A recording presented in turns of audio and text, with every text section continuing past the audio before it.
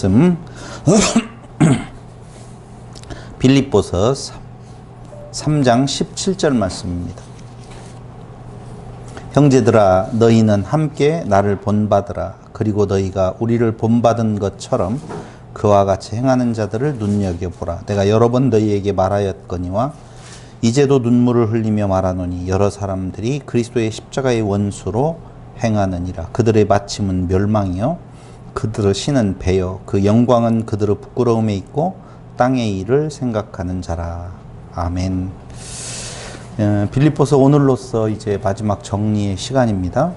빌립보서가 기록될 당시의 그 상황과 그리고 왜 이 빌립보서를 기록하게 되어졌는 건가에 대한 내용을 첫 시간에 여러분들에게 말씀을 드렸었는데요.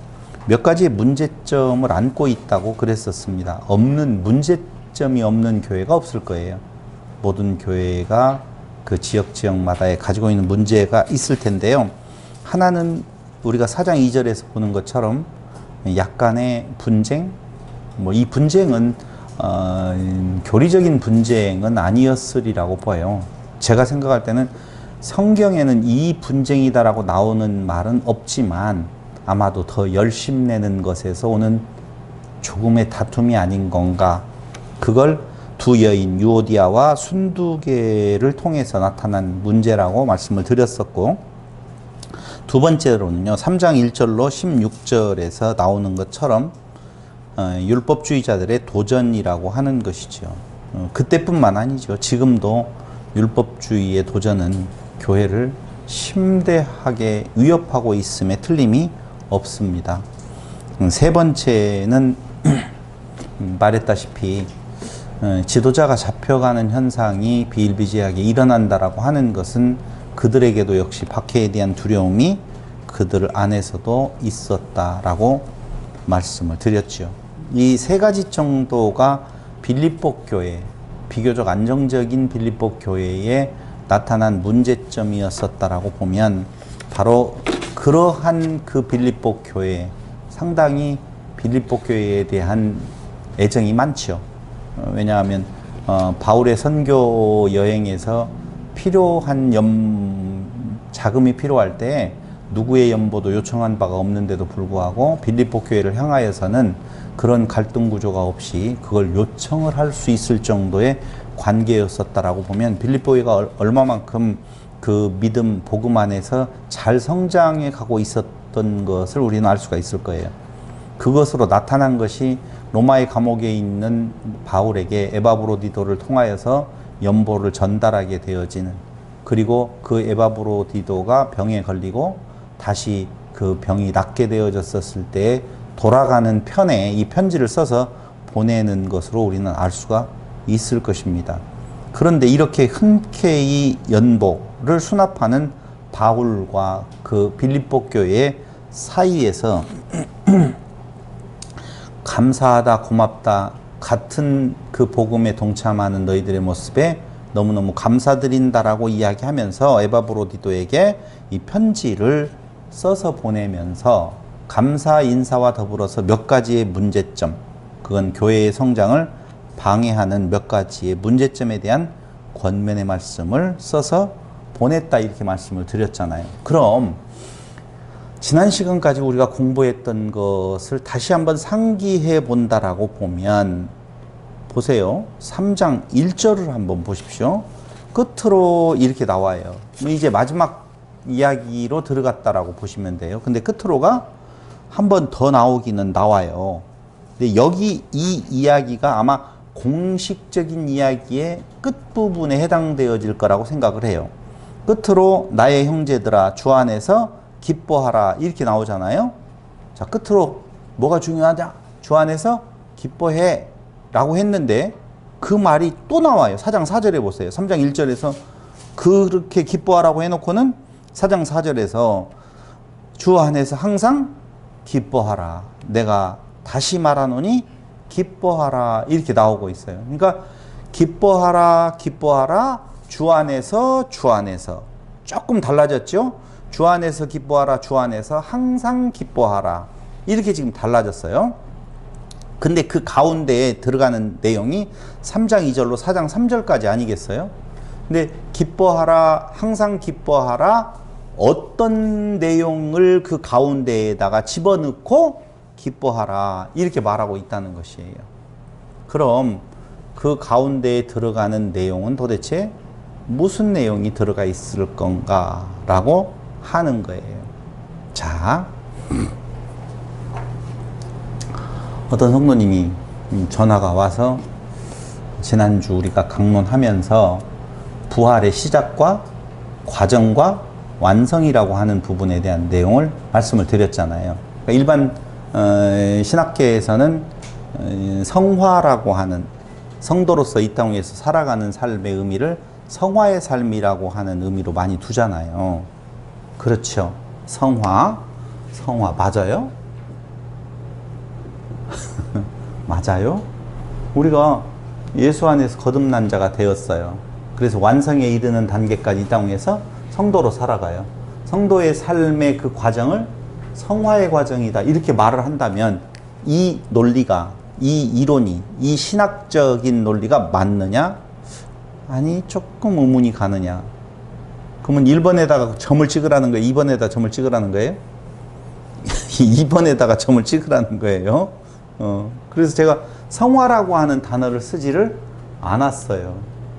과정이라고 하는 것을. 그 과정이라고 하는 부분에 우리 성도들의 삶을 무엇으로 우리가 정의 내릴 것인 건가 라고 할 때 죽으심을 본받고 환난을 견디는 힘이라고 말씀을 드렸잖아요. 그러니까 죽으심을 본받는다는 말은 이미 환난이 그 안에 있다는 것이 정리되어지는 거예요. 봐봐요. 성화되어져 가는 거 맞습니까? 그래서 제가 그분에게 그랬어요. 성화라고 하는 단어가 위험합니다 라고 하는 내용. 그러니까 나는 성화가 좀 더 되었는데 너는 좀 덜 되었다 라고 할 수 있잖아요. 그럼 바울을 놓고 보았었을 때에 바울은 성화가 상당히 높은 수준에 이른 사람이라고 볼 수 있겠지요? 우리가 일반 논리로 본다면. 그런데 바울은 그 삶에 있어서 매번 고백하는 것이 곤고한 사람이라고 고백하고 날마다 죽노라라고 고백을 한다면 그 고백을 접목해서 적용해서 우리가 결론 내린다면 그는 성화가 안 된 사람이겠죠. 성화라고 하는 그 말 자체가 뜻하는 것이 그리스도를 닮아간다라고 하는 내용인데 그리스도를 많이 닮아갔으면은 날마다 죽노라 할 수가 없죠. 그런데 바울은 오호라 나는 곤고한 사람이로다 사망의 몸에서 누가 건져내리요 날마다 죽노라 이렇게 말을 한다면 성화가 안 됐잖아요. 전혀. 근데 그를 성화가 안 됐다라고 하면 우리는 성화의 서자도 시옷도 꺼낼 수가 없는, 물론 뭐 대비해가지고 낮고 이런 것은 아니겠지만 그래도 우리가 그냥 한번 생각해 본다라고 하면 있을 수가 없다는 것이죠. 그래서 제가 결론적으로 말씀을 드린다라고 하는 것은 굳이 성화라고 하는 논리 그 단어를 빼지 아니하고 차용한다라고 보면 성화의 그 단계나 결과는 무엇로 떨어지는 건가? 다 같이 시작. 네? 새 창조. 이제 질문하고 답하고 이렇게 좀 어떻게든 맞춰주려고 지금 하는데도 잘 연결이 안 돼서 못 맞춰주겠네요. 성화의 그 상태를 뭘로 말할 수가 있는 건가? 그게 말할 수 있는데 맞출 것 같아 이번에는. 안녕하세요. 자기 부인이지요. 맞죠? 제가 이 억지로 끼워 맞춘 거 아니란 말이에요. 굳이 성화라고 하는 단어를 써본다면 성화는 어느 말로 표현할 수 있는 건가? 자기 부인이 깊어지는 단계라고 볼 수가 있다는 것이죠. 그러니까 야고보서도 마찬가지예요. 행함이 없는 믿음은 그 자체가 죽은 것이라 그 말이잖아요. 근데 우리는 행함 딱 나오면 뭐가 떠올라요? 성화나 똑같아요. 윤리와 도덕적으로 율법을 더 잘 지켜나가는 어떤 상태, 이렇게 행함이 그렇게 말을 해요. 그래서 일반적인 신학적 논리에서 교회에서 가르치고 있는 그 풀지 못하는 야고보서 지푸라기 서신이라고 말했던 루터의 그 말이 얼마나 고민스러웠으면 그렇게 말을 하겠어요? 그러니까 어려운 이야기니까 어떻게 가느냐? 행위를 강조한 것이 아니라 믿음을 강조하는데 믿음은 틀림없이 무슨 행위를 믿음의 행위를 낳는다 이렇게 설명을 해요. 믿음의 행위를 안 나오면 믿음의 행위가 안 나오면 그럼 지옥 가요? 그렇게 질문을 사실은 해야 되는데 믿음의 행위라고 말을 하는 순간 합의하자. 여기에서 더 깊이 들어가면 목사도 곤란하고 나도 뭐 얼굴이 뻘거해질 테니까 여기에서 그냥 합의하고 끝내자라고 끝내버린다 그 말이죠.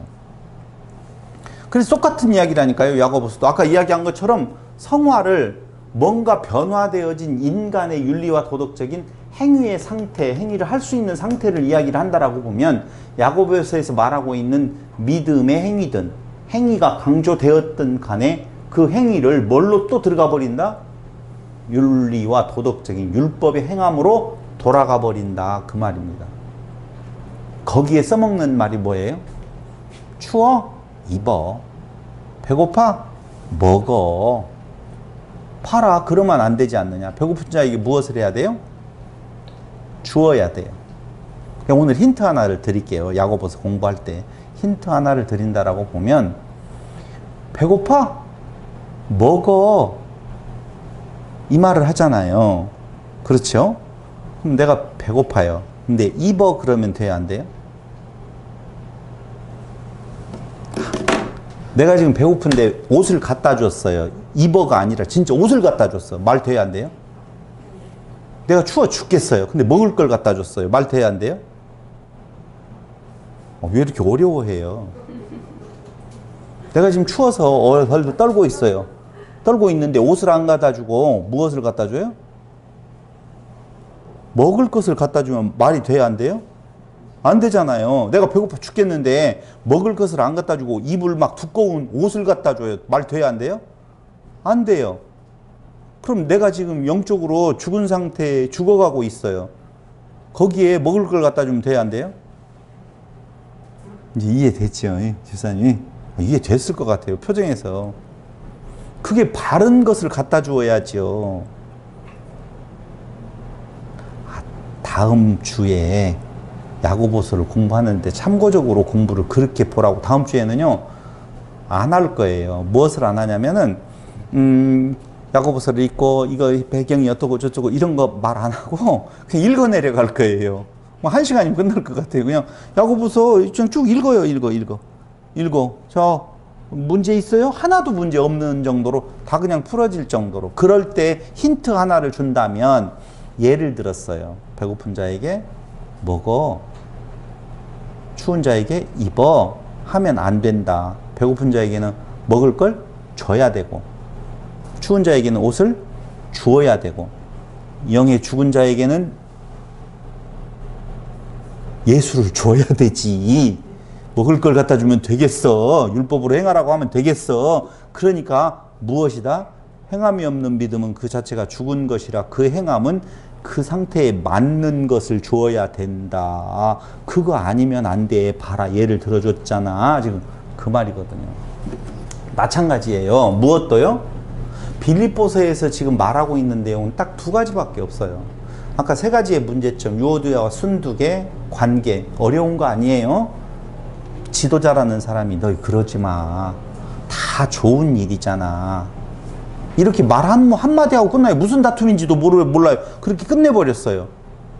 하나의 문제점이 남아있다라고 보면 바울이 겪는 그 고난에 대한 내용의 뜻이 해석이 안 되면 안 되니까 나의 오히려 가침이 복음의 진보가 되었다라고 하는 내용 쪽에서 그냥 풀어져 버렸어요. 끝났어요. 이제 남은 건 무엇밖에는 없어요? 바로 율법주의자들의 도전. 그게 제일 큰 문제거든요. 그 말을 지금 끝으로라고 이야기하면서 설명을 해주고 있어요. 보세요. 우리에게 있어서 제일 주의해야 될 내용은 딱 우리 삶에 있어서는 두 길밖에 없어요.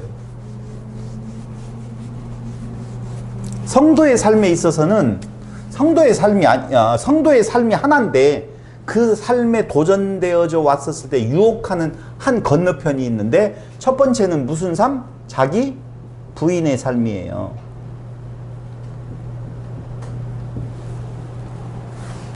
그 자기 부인의 삶이 위협받으면, 유혹받으면 어떻게 되어지느냐? 자기 의를 추구하는 삶이에요. 자기 의라고 그냥 할게요. 그래서 이 삶이냐, 이 삶이냐예요. 바울은 지금 무슨 이야기를 하려고 하느냐? 요 자기 부인의 삶에 대한 이야기를 하려고 하는 거예요. 3장 3절. 하나님의 성령으로 봉사하며. 첫 번째, 뭘로 봉사? 성령으로 봉사. 두 번째요, 그리스도 예수로 자랑. 그리스도 예수로 자랑. 읽어줘 보세요. 세 번째는요, 육체를 신뢰하지 아니함.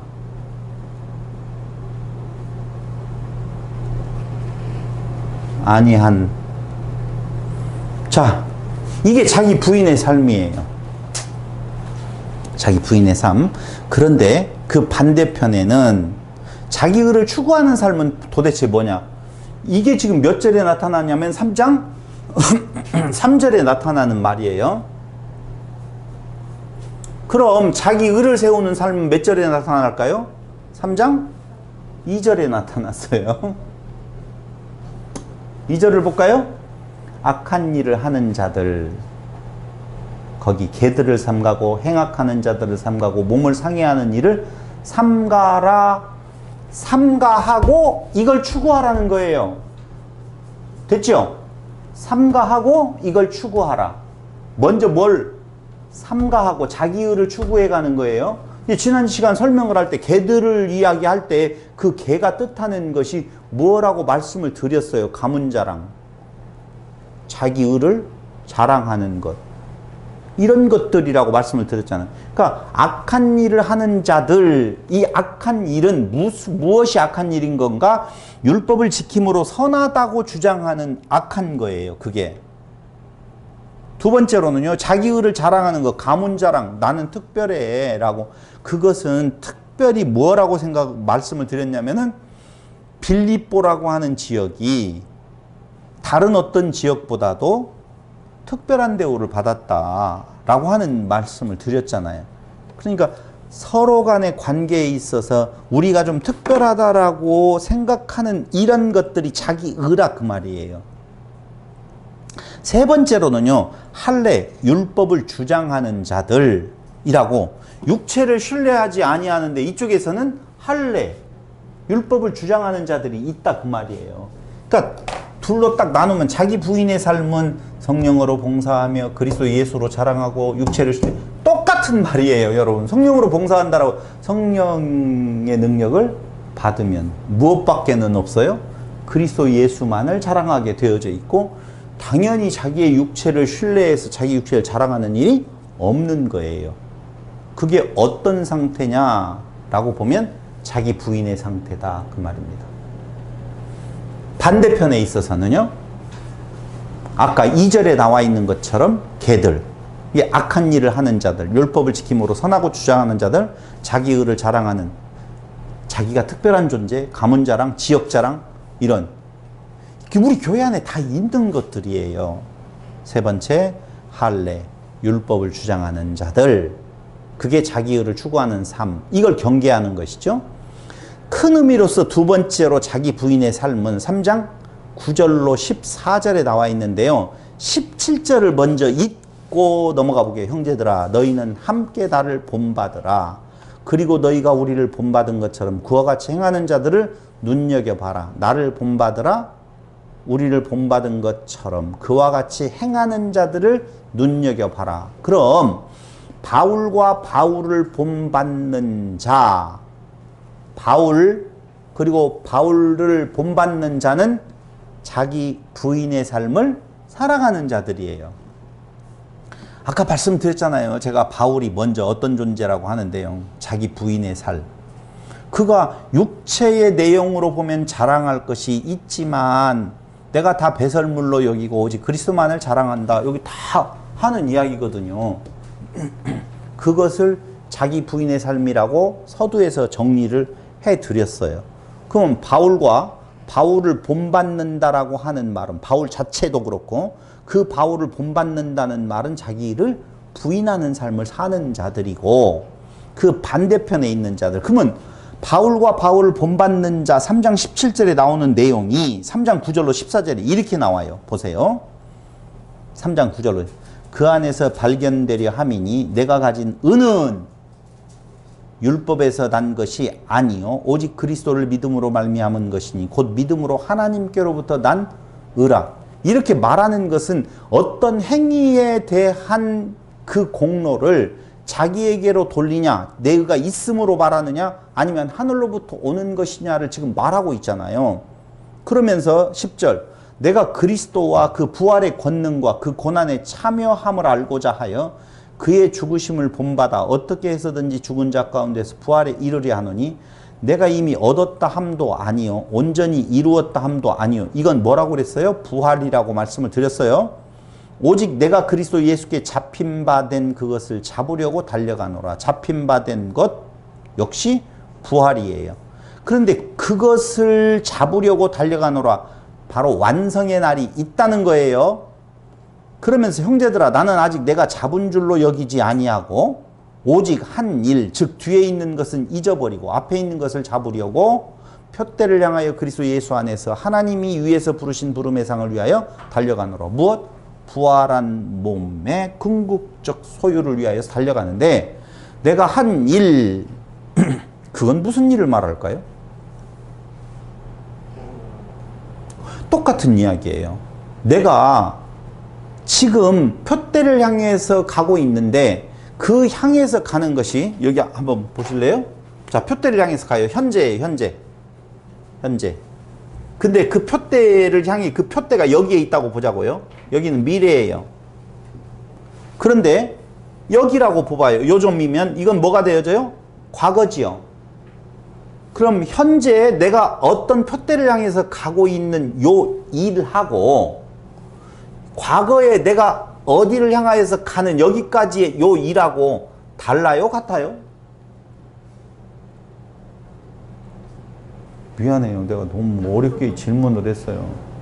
바울이 과거에 거듭나고 중생한 뒤에 향해서 지금 달려왔어요. 여기까지. 지금 말하고 있는 때까지. 여기까지 달려올 때 하는 일하고, 그렇죠. 한 일. 그리고 내가 앞으로 달려가야 될 표대를 향해서 할 일. 한 일과 할 일이 다르냐고요? 같냐고요? 같아요. 표대를 향해 가는 그 일이. 그런데 내가 달려가는 그 길은 바른 길이잖아요. 지금 바울은. 다시 말씀드리면 부활의 완성을 위해서 달려가는데, 그 달려가는 길이 인간적으로 보면 칭찬받을 일이잖아요. 자기를 부인하는 삶이란 말이죠. 그런데 나는 나를 부인하면서 잘 살아왔어. 이렇게 자랑하지 않겠다는 거예요. 그럼 요만큼 갔어요. 또 한 10년 지났어요. 예를 들자면. 요것 뭐가 되어져요? 한 일이라 그 말입니다. 그러니까 어떤 것에도 자랑할 것이 없다는 말은 그 표대라고 하는 부활의 완성을 향해 가는 그 내용이 자기의 의로 된 것이 아니라 무엇이다? 하나님의 은혜, 성령으로 되어지고 그리스도를 자랑하는 요 삶이 바탕이 되어져서 오는 것이기 때문에 그 일 자체가 무슨 일이 되어졌던 간에 과거에 내가 윤리와 도덕적으로 어떻게 잘 살았냐 이 말이 아니어도 바른 길을 갈려왔어도 그게 내 자랑거리로 내가 삼을만 하지 아니한 것은 그 일을 행하시게 하는 이는 내 안에 그리스도의 생명이 성령이 그 일을 하게 하셨으니 나 자랑할 거 하나도 없다. 또 뭘 말하는 거예요? 자기 부인을 말을 하는 거예요. 자기 부인이라고 하는 말을요, 자칫 잘못 들으면 내가 나를 부인해야 된다고 생각하는데, 바울의 논조는 뭐냐면요, 나를 부인케 하시는 그 은혜의 고백이에요. 그러니까 자기 부인은요, 인간 스스로가 내가 부인한다라고 되어질 일이 아니에요. 그걸 지금 바울은 이야기를 하면서 거기 다시 한번 볼까요? 또 한번 볼게요. 푯대를 향하여 그리스도 예수 안에서 하나님이 위에서 부르신 부름의 상을 위하여 달려가나라. 그러므로 누구든지 우리 온전히 이룬 자들은 이렇게 생각할지니, 여기 온전히 이루었다라고 하니까 부활의 완성이 되었다는 말이 아니에요. 바른 푯대를 향하여서 바른 길을 달려가는 자들, 이렇게 보시면 돼요. 이렇게 생각할지니 만일 어떤 일에 너희가 달리 생각하면 하나님이 이것도 너희에게 나타내시리라. 그럼 달리 생각하면, 이 말은 어디에 해당되어지느냐? 자기의를 추구하는 자들이에요. 바울이 지금 이야기했던 자기 부인의 삶에 대한 내용을 이야기를 하다가 너희들이 만약에 달리 생각한다면, 그 말은 자기의를 생각한다면 지금 그 말이거든요. 그래서 자기의를 추구하는 삶은 3장 15절에서 바울과 달리 생각하는 자들, 이렇게 보시면 돼요. 그 말이 15절 봐봐요. 이른 자들은 이렇게 생각할지니 만일 어떤 일에 너희가 달리 생각하면, 이게 이제까지 바울이 말했던 거에 반대적으로 생각한다면 하나님이 이것도 너희에게 나타내시리라. 이 말이 뭔 말이냐면은, 아포칼립소라고 하는 의미는, 칼립토라고 하는 요 헬라어는 폭로하다, 드러내다, 그런 뜻이에요. 나타내신다. 그러니까 자기의 의를 추구하는 자기 자랑으로 주님 앞에 선다면 너희들 그 안에 있는 그 모습을 주님께서 다 폭로시킬 거야, 드러낼 거야 라고 하는 내용이죠. 그럼 완성에 이를 수 있어요, 없어요? 없겠죠, 당연히. 부활의 완성에 이르지 못하겠죠. 여기에서 우리의 고민이 생겨, 이렇게 말하면. 출발했던 자가 완성에 이르지 못할 수도 있느냐 없느냐, 이런 지금 논리를. 왜냐하면 우리는 그동안에 한 번 구원은 영원한 구원이다라고 하는 내용 속에 이미 묻혀 있단 말이에요. 그러다 보니까 제가 이르지 못한다 이런 말을 할 때 이거 뭐지? 이렇게 생각할 수도 있다니까요. 여러분, 완성에 이르느냐 못하느냐, 출발이 지금 그 출발을 시작했느냐 안 했느냐는 우리 영역이 아니라는 거예요. 근데 사람들은 그것을 우리의 영역 안에 두고 내가 구원함의 출발선에 섰느냐 안 섰느냐를 가늠한다니까요. 바울은 절대 그런 말이 아니에요.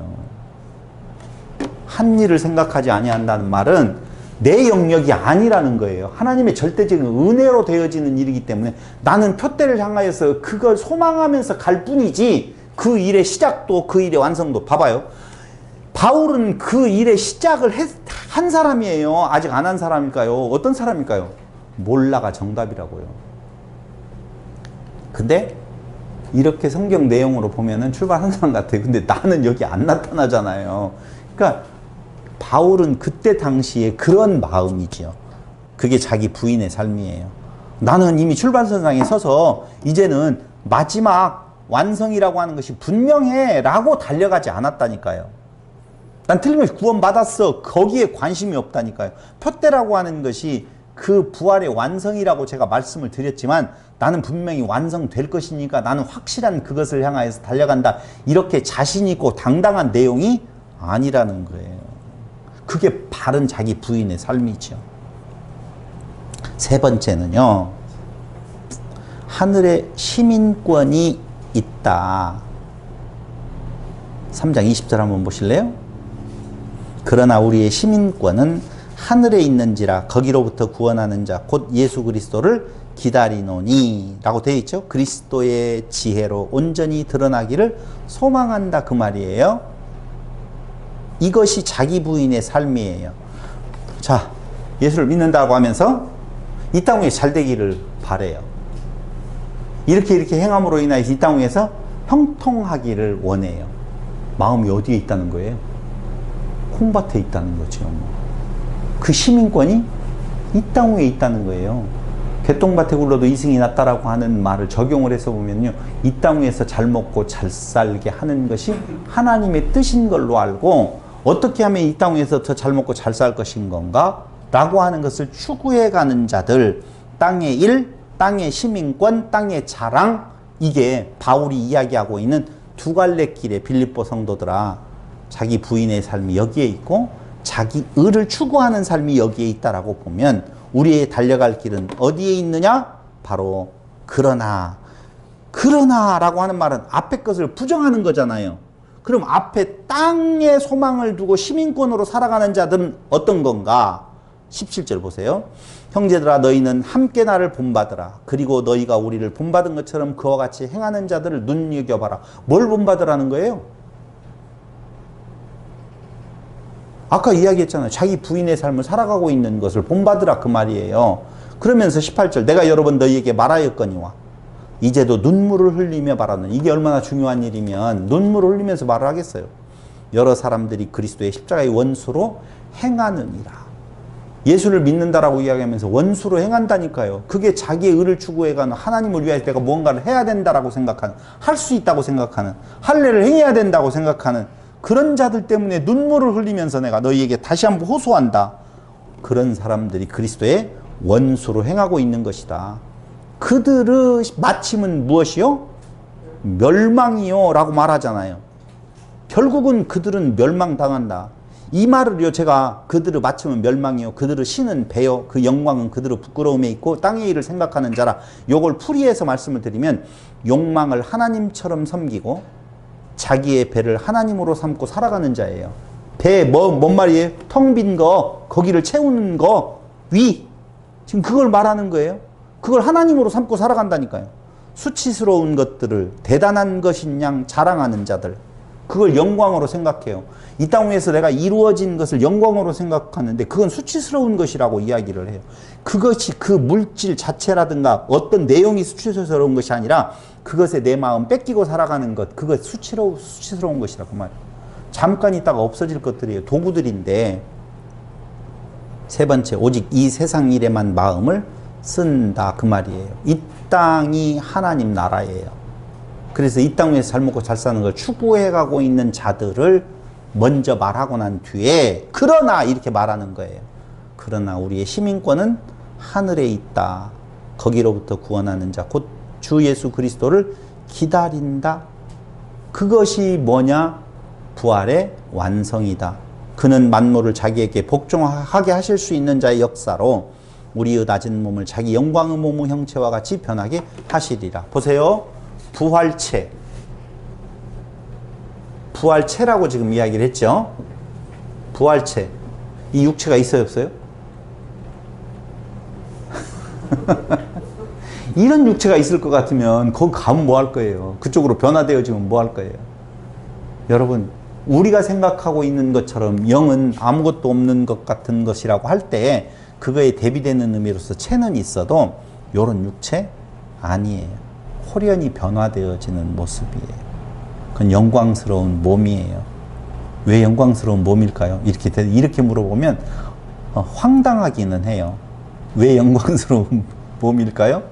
그리스도와 하나된 민이 당연히 하나님 됨의 몸이 이 몸이면 어떻게 되겠어요? 말이 안 되죠. 근데 우리는 이 땅 위에 소망이 있기 때문에, 이 육체의 소망이 있기 때문에 이 몸이 어떻게 산다라고 해야만이 돼요. 그래서 이단들이 생겨나는 거예요. 이 모습으로 산다. 그래서 제가 그렇게 말하는 사람들에게 도대체 이은재가 너희가 말하고 있는 그 종교 안에서 내가 새롭게 산다면 9개 반이냐 10개짜리냐. 그럼 10개짜리였을 때는 20살 때였었고 21살 때부터는 9개 반으로 살았는데 9개 반으로 사는 21살 때 이후의 모습이냐 20살 이전의 모습이요 또 몇 년도의 모습이냐. 말이 돼요? 말도 안 되는 이야기죠. 그런 거 아니에요. 8절 보세요. 끝으로 이렇게 나오잖아요. 거기 8절 아니고요. 4장 이야기하는데 그러면서 마지막 이야기를 정리를 할게요. 자기 부인의 삶의 마지막은 뭐라고 4장 1절에 나와 있냐면요. 그러므로 나의 사랑하고 사모하는 형제들, 나의 기쁨이요 면류관인 사랑하는 자들아, 이와 같이 주 안에 서라. 자기 부인의 삶을 살아가는 자는 주 안에 굳건히 선 자예요. 봐봐요. 주 안에 굳건히 선다는 말이 도대체 뭐냐. 정말 이런 것이 어렵더라고요. 주 안에 굳건히 선다는 말이 뭘까요? 놓치지는 마세요. 빌립보서 마지막 이야기는 뭐라고요? 자기 부인의 삶이냐 자기 의를 드러내는 삶이냐.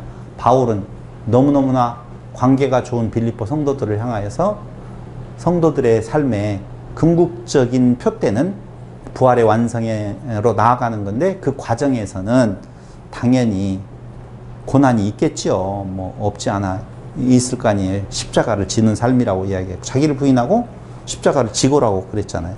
그것이 무슨 삶이냐? 자기 부인의 삶이다 라고 이야기를 해요. 자기 부인이 되어지면 세상에 자기 부인으로 얻어질 수 있는 궁극의 상태가 무엇인 줄 아세요? 평강. 좋아요. 맞아요. 평강이에요. 그 평강을 또 다른 단어로 이야기하면 기쁨이에요. 환희예요. 평강이에요. 그 삶을 하나님을 축복한다고 기뻐하라라고 하는 말 단어에는 축복하라라는 말도 들어있거든요.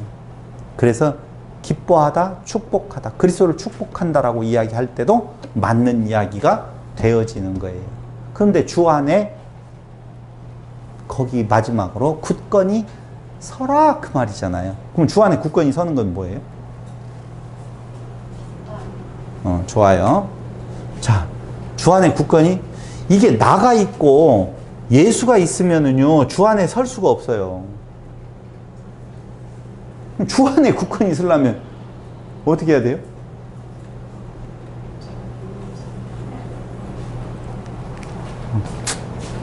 제가 샤워를 할 때 이렇게 보면은요 한 다리를 들고 이렇게 발을 씻기가 어려워졌어요. 이게 잘 안 서지더라고요. 근데 오늘은 서요, 안 서요? 지금 서 있잖아요. 희한한 거예요. 이렇게 뭐 흔들리다. 제가 이런 적이 없었거든요.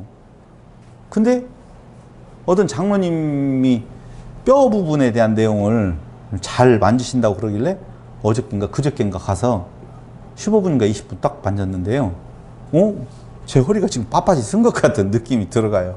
어쨌든 그 장로님이 굳건히 서 있잖아요. 뭐가 되어지면 굳건히 서 있어요?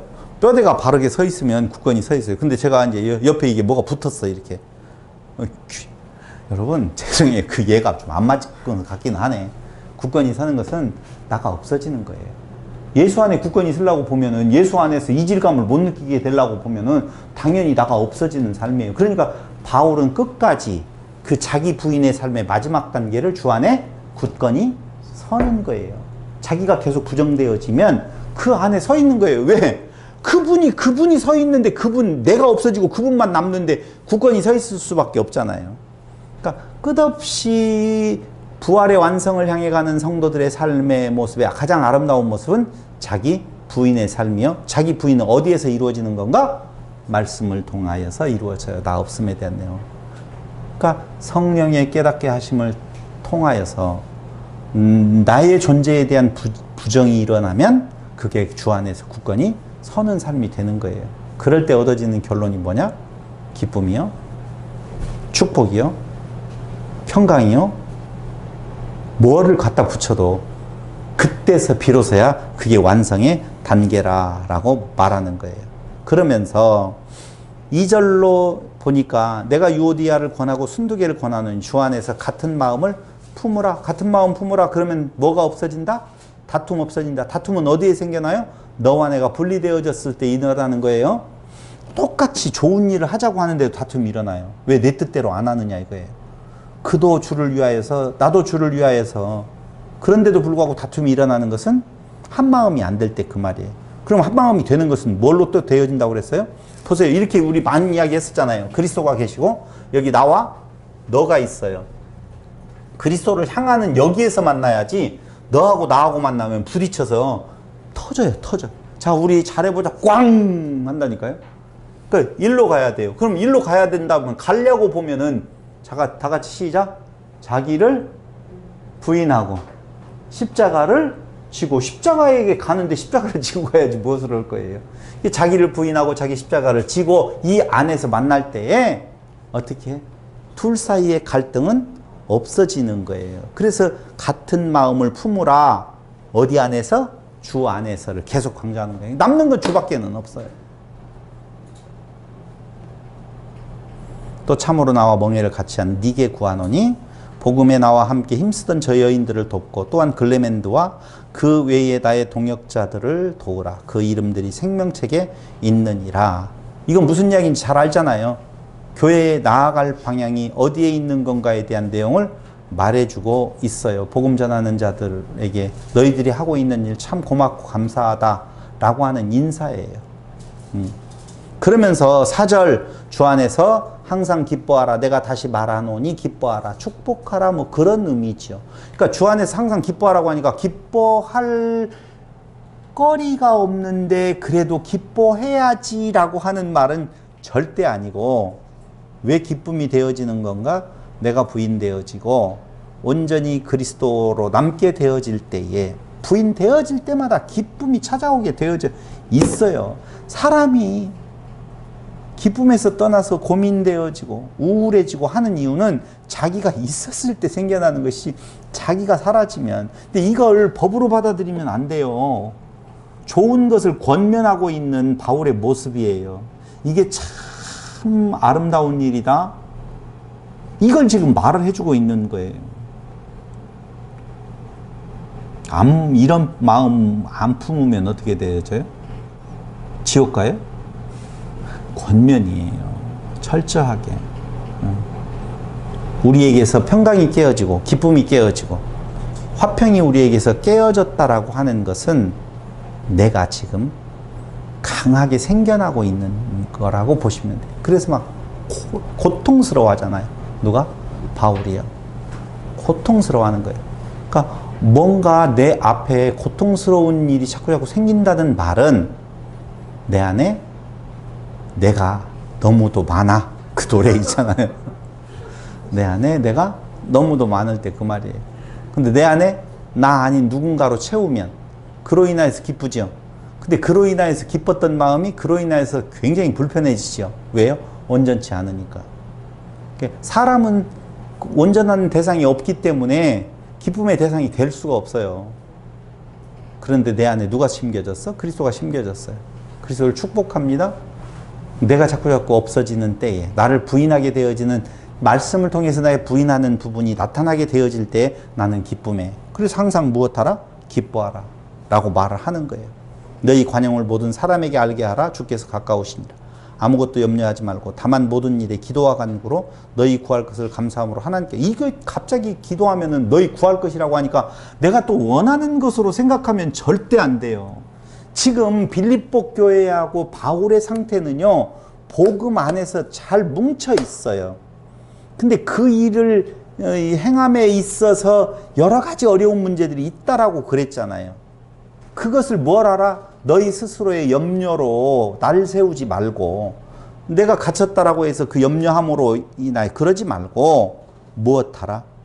기도와 아무것도 염려하지 말고 다만 모든 일에 기도와 간구로 너희 구할 것을 감사함으로 하나님께 아뢰라. 그리하면 모든 지각에 뛰어난 하나님의 평강이 그리스도 예수 안에 너희 마음과 생각을 지키시리라. 잘 들으셔야 돼요. 여기에서 지키시리라는 것은 무엇과 무엇을?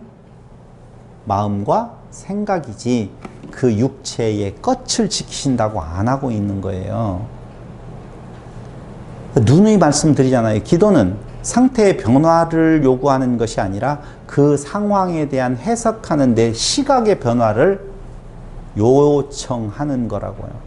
세상은요 똑같아요. 있는 자도 못 가진 자도 배운 자도 못 배운 자도 전부 다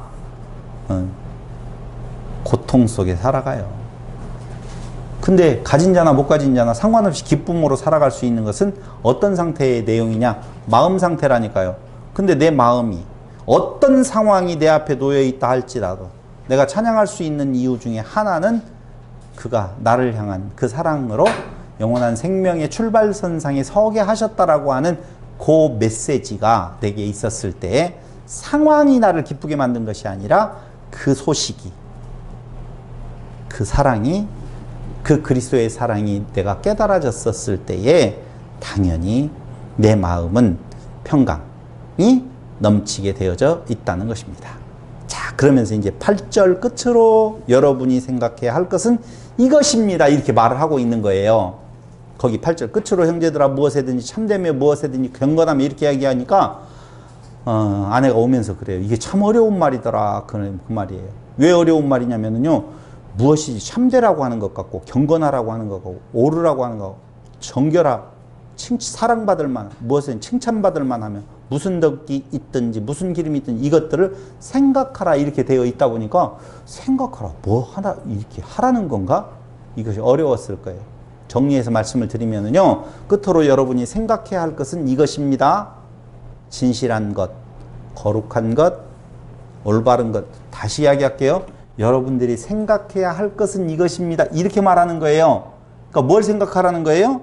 진실한 것, 거룩한 것, 올바른 것, 정결한 것, 매력적인 것, 호평을 받는 것, 덕이 되는 것, 칭찬할 만한 것들을 생각하십시오. 생각을 그렇게 하라는 거예요.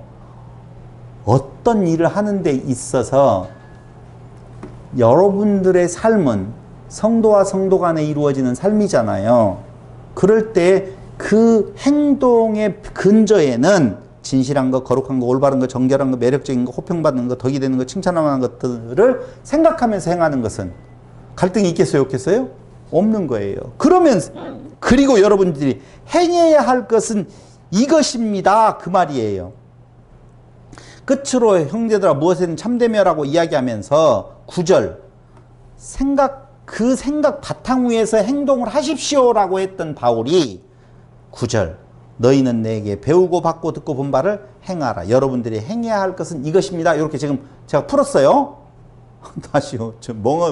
멍하면 안 돼요. 9절은요.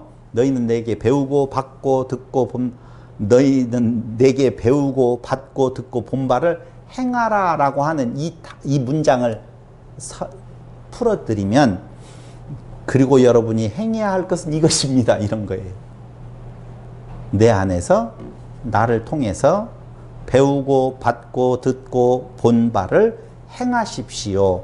그리하면 평강의 하나님이 여러분과 함께 하실 것입니다. 그럼 바울에게서 듣고 받고 본 바 이게 뭐예요?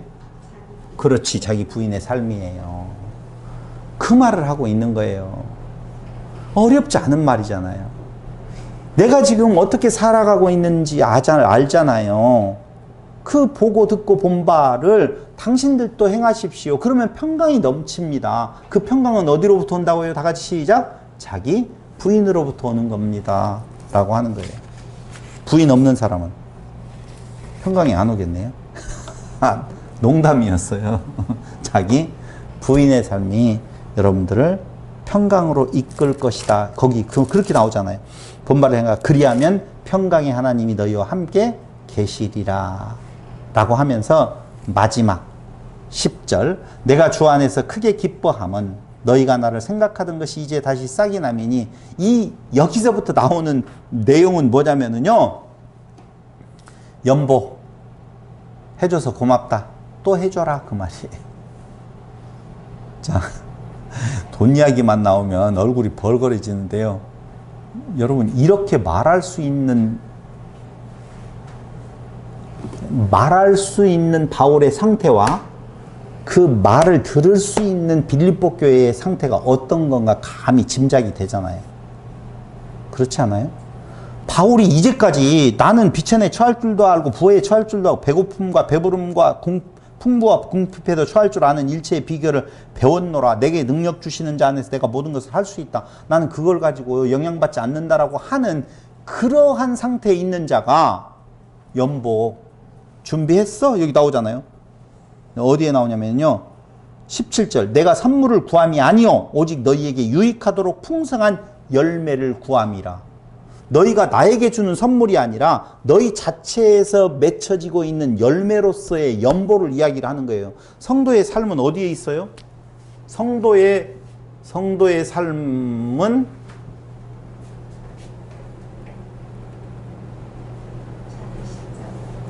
자기 십자가를 지는 거예요. 좋아요? 자기 십자가예요? 좋았어요. 자기 십자가를 지고, 근데 자기 십자가를 지는 삶이 도대체 뭐냐라고 이야기할 때에 여러분, 내가 너희를 먼저 부른 이유가 어디에 있다라고 성경은 말하냐면은요, 무엇하게 하려고? 복음 증거하게 하려고 그랬다라고 나오잖아요. 몇 절인지 모르겠어요. 먼저 너희가 믿게 되어진 것, 부르심을 받은 것은 너희로 그 복음을 값없이 전하게 하려고 하는 거예요. 그런데 그 방법론에 있어서는 여러 가지가 있겠죠. 은사를 각기 주어서 그것들이 교회를 성장시키는 어떤 발판이 되게 만드시는데요. 오늘 빌립보 교회를 향하여서 무엇해요? 너희들의 그 연보, 거기 봐봐요. 내게 풍족하니 받으실 만한 향기로운 제물이요 하나님을 기쁘시게 한 것이라. 나의 하나님이 그리스도 예수 안에서 영광 가운데 그 풍성한 대로 너희 모든 쓸 것을 채우시리라. 하나님 곧 우리 아버지께 세세 부응하도록 영광을 돌릴지어다. 선물이 아니라 무엇이다고요? 열매라고 하는 거예요. 그 열매는 다시 또 뭐가요? 씨 가진 열매 맺는 나무라고 하는 의미에 있어서 그들의 그 연보를 통하여서 다시 복음이, 저는 이 말씀을 준비하고 또 준비하고 하면서요, 그런 생각 가져봤어요. 제가 저를 갖다 직접 빗대면, 그러니 한국교회의 모든 목회자들이 그 성도들의 연보를 통하여서 받는 사렙이라고 하는 내용, 또 한국교회의 모든 교회가 성도들의 연보가 나왔었을 때 그게 쓰여지는 것의 어떤 의미를 놓고 본다라고 봤었을 때에 과연 목회자들에게 먼저 도전을 해본다면, 저도 목회자에 들어가니까 도전해 본다면 과연 바울과 같이 이렇게 말할 수가 있을 건가? 너희들의 열매로 내 배를 배불리겠다라고 한다든가, 너희들의 열매로 나도 인간이니까 살아가야 될 거 아니냐 라고 하는 쪽에 과연 말을 할 수 있는 건가? 아니 목사도 사람인데 자식들이 다 있고 그러니 먹고 살아야 될 거 아니야, 왜 그게 나쁘다라고 말을 해? 아니요, 그런 말 하는 거 아니에요. 과연 그 마음에 정말 성도들의 그 꼭 물질뿐만이 아니라 모든 연보들에 관한 생각을 바울이 지금 말한 대로 정말 그 열매로 받아들여서 그게 복음의 진보, 또 다른 열매를 맺기 위한 씨앗의 역할을 할 수 있는 쪽으로 마음가짐이 있는 건가에 대한 생각을 한번 가져보았습니다. 자, 정리해서 말씀을 드리면 바울은 너무너무 고마운 빌립보 성도들을 향하여서 그들에게 받은 선물로 보지 아니하고 그들의 믿음의 열매로 보았기 때문에, 믿음의 열매로 보았다는 말은 그들의 성장을 지금 보고 있다는 거예요. 너무 기쁘고 즐거워서 그들에게 편지를 보내는데 고맙다 라고 이야기하면서 어디에 빠지시면 안 돼? 율법주의, 자기의 의를 추구하는 곳에 빠지면 진짜 안 돼. 잘 성장해서 그 성장의 결과로 또 다른 열매를 맺을 수 있도록 너희의 그 연보가 잘 쓰여지기를 바란다. 참 고맙다 끝이에요. 그럼 우리들의 삶은 이걸 적용을 한다라고 이야기했었을 때 적용하려고 안 해도 돼요. 딱 요것밖에 없어요. 자기 부인의 삶이냐 아니면 자기 의를 자랑하면서 살 것인 건가에 대한 내용을 말을 하는 거예요. 근데 자기 부인의 삶을 살자, no. 자기 부인의 삶을 살게 하시는 은혜, 그건 우리를 평강으로 이끌게 되어지고, 그것은 무엇으로 되어지는 건가? 말씀을 통해서. 말씀의 역사는 성령의 역사라고 그랬잖아요. 그러니까 여기 성령으로 봉사한다라고 이야기를 할 때에 그 성령의 역사가 말씀을 타고 우리 안에 넘치는 귀한 교회 되기를 바라봅니다. 기도드리겠습니다. 고마우신 아버지 하나님, 오늘 빌립보서를 통하여서 성도들의 삶의 그 한 단면을 우리가 다시 한번 권면받고 있습니다. 자기 부인의 삶이 우리 힘으로 되어지는 것이 아니고 하나님의 성령을 통한 말씀의 깨달음으로 말미암아 우리 안에 우리를 부인하고 오직 그리스도만을 시인하는 아름다운 삶이 열매 맺어질 것을 바라봅니다. 부활의 완성의 그날까지 이 땅 위에서 자기를 부인하고 자기의 십자가를 지는 아름다운 성도의 삶이 나타날 수 있도록 하나님께서 은총 베풀어 주실 것을 예수님의 이름으로 기도드립니다. 아멘. 다음 주에는 야고보서를 전주에서